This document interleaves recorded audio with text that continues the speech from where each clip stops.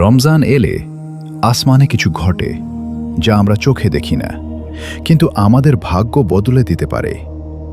তুমি কি জানো এই পবিত্র মাস শুরু হলেই আল্লাহ কি করেন? ইয়া আইয়ুহাল্লাযীনা আমানু কুতিবা আলাইকুমুস সিয়াম কামা কুতিবা আলাল্লাযীনা মিন ক্বাবলিকুম লাআল্লাকুম তাত্তাকুন। হে ঈমানদারগণ, তোমাদের উপর রোজা ফরজ করা হয়েছে, যেমন ফরজ করা হয়েছিল তোমাদের পূর্ববর্তীদের উপর, যাতে তোমরা তাকওয়া অর্জন করতে পারো। রমজান শুধু একটি মাস নয়, এটা তাকওয়া শেখার মাস, ফিরে আসার মাস, আল্লাহর কাছে নতুন করে দাঁড়ানোর মাস। রাসূলুল্লাহ সাল্লাল্লাহু আলাইহি ওয়াসাল্লাম বলেছেন, রমজান এলে জান্নাতের দরজাগুলো খুলে দেওয়া হয়, জাহান্নামের দরজাগুলো বন্ধ করে দেওয়া হয়, আর শয়তানদের শিকল পরিয়ে দেওয়া হয়। ভাবতে পারো, এই মাসে তোমার জন্য জান্নাতের দরজা খোলা, তোমার জন্য রহমতের দরজা খোলা, তোমার জন্য ক্ষমার দরজা খোলা। কিন্তু প্রশ্ন হলো, আমরা কি সেই দরজার দিকে হাঁটছি, নাকি আগের মতোই গুনাহের পথেই রয়ে গেছি? রমজান আমাদের সামনে এক বিশাল সুযোগ এনে দেয়, তওবার সুযোগ, অশ্রুর সুযোগ, নিজেকে বদলে ফেলার সুযোগ।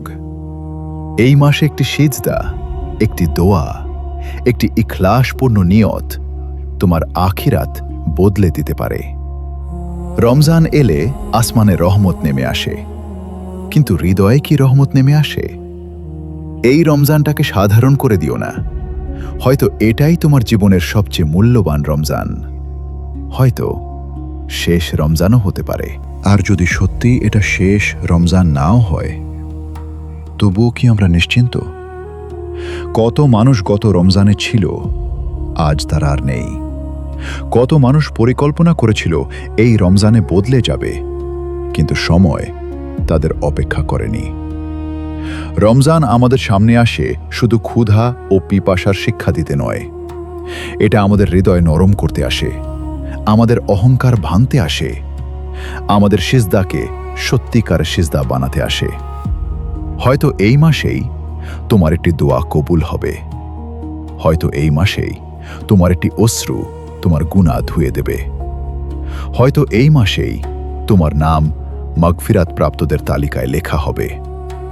তাই দেরি করো না, এই রমজানকে আঁকড়ে ধরো, কারণ জান্নাতের দরজা খোলা আছে, কিন্তু সেই দরজার দিকে হাঁটা তোমাকেই শুরু করতে হবে। রমজানের এই স্মরণগুলো যদি আপনার হৃদয় ছুঁয়ে যায়, তাহলে আলোকিত জীবনের সাথে থাকুন।